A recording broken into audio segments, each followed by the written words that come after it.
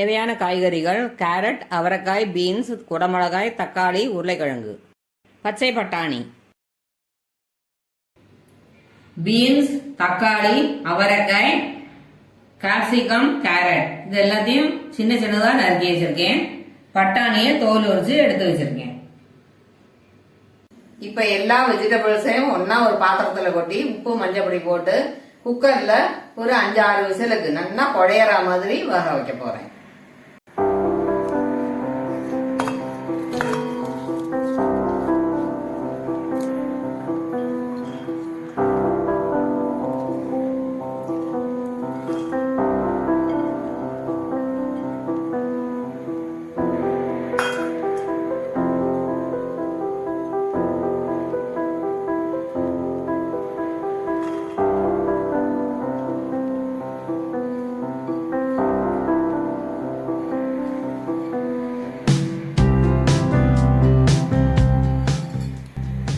இது இப்ப பாக்கிறதுக்கு ஃபுல்லா இருக்கு.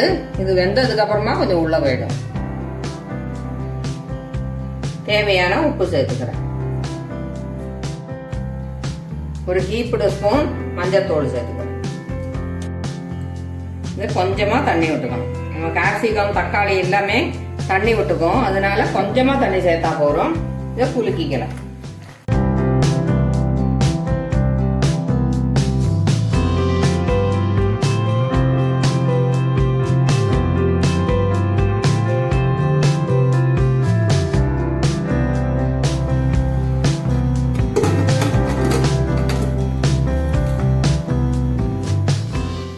குக்கரை ஓபன் பண்ணிடலாம்.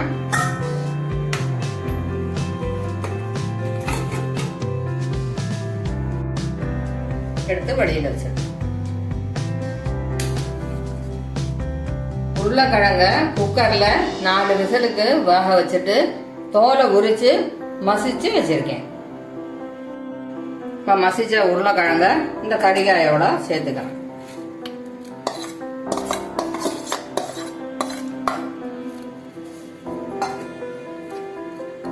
நல்லா ஒரு வாட்டி கலரி கொடுத்துடலாம்.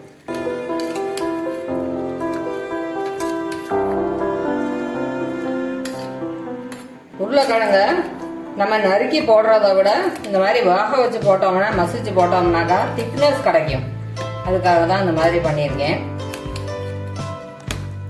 இதோட சேர்ந்து வரும்போது நல்லா திக்காயிடும். குழந்தைகளுக்கெல்லாம் ரொம்ப நல்லது. கறிகாயெல்லாம் சாப்பிட மாட்டேன்னு சொல்றவாளுக்கு இதை இந்த பூரியோ சப்பாத்தியோ பண்ணும்போது இது பண்ணி கொடுத்தோம்னா இல்லை இட்லி தோசைக்கெல்லாம் கூட ரொம்ப நல்லா இருக்கும். அடை எல்லாத்துக்குமே ரொம்ப நல்லா இருக்கும். இந்த மாதிரி பண்ணும்போது கறிகாயும் நம்ம சேர்த்துன மாதிரி இருக்கும். டேஸ்டும் நல்லா இருக்கும். இந்த டிஷ்ஷு கொஞ்சம் காரம் இருந்தும் இல்லாமையும் இருக்கும். அந்த மாதிரி டிஷ்ஷு குழந்தைகளுக்கு போடும்போது கம்மியாக போட்டுக்கோங்க. பெரியவா சாப்பிட்றதானா கொஞ்சம் ஜாஸ்தி போட்டுக்கோங்க. இது தனி மிளகாத்தூள். இதை இது கூட சேர்த்துக்கிறேன்.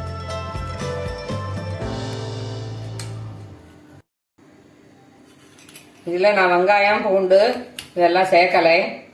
காரணம் புரட்டாசி மாதம், அதுவும் மகாலயபட்சம்.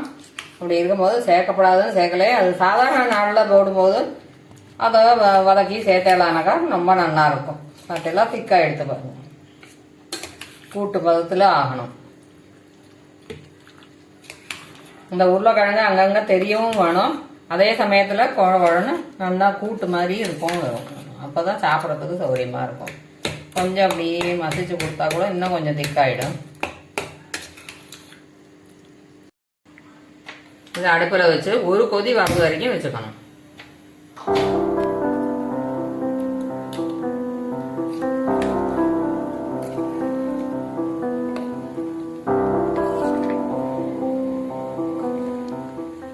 இந்த தனி மிளகாத்தூள் போட்டோம் இல்லையா, அதனோட பச்சை வாசனை போகிறதுக்காக தான் இந்த மாதிரி ஒரு கொதி வர்றது வரைக்கும் வைக்கணும். அதில்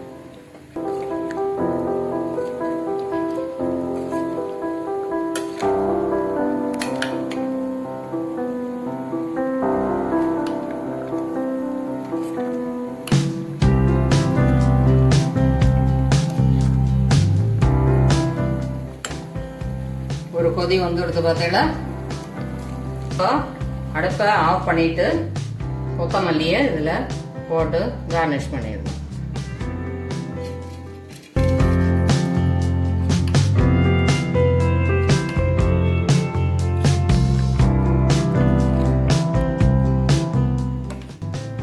வாட்டி இந்த மாதிரி கலரி விட்டுட்டோம்னாக்கா இந்த கொத்தமல்லியும் வெந்து நல்லா இருக்கும், டேஸ்ட்டு நல்லா இருக்கும். சில பேர் மேலேயே அலங்காரமாக போட்டுவிட்டு அப்படியே வச்சுடுவா. அப்படி வச்சோம்னாக்கா கொத்தமல்லி பச்சையாக கடிக்கும் வாயில். அதனால தான் நான் உடனே கலரி விட்டுட்டேன்.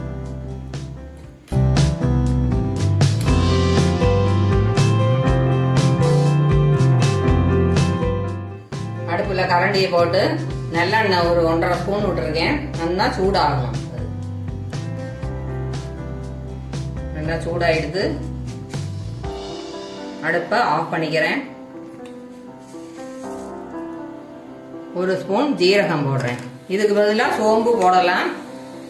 மசாலா வாசனை வேண்டான்ட்டு இப்போ ஜீரகம் போட்டிருக்கேன். ஜீரகம் சோம்பு சேர்ந்து கூட போடலாம். கொஞ்சம் கருவேப்பிலையை போடுறேன்.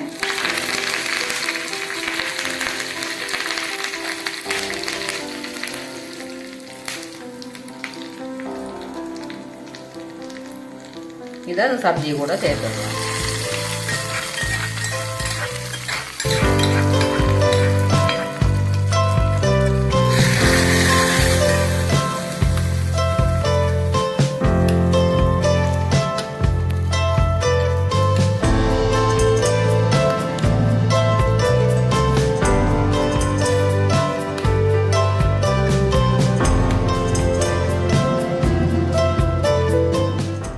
சூப்பரான மல்டி வெஜிடபிள் சப்ஜி ரெடி ஆயிடுது.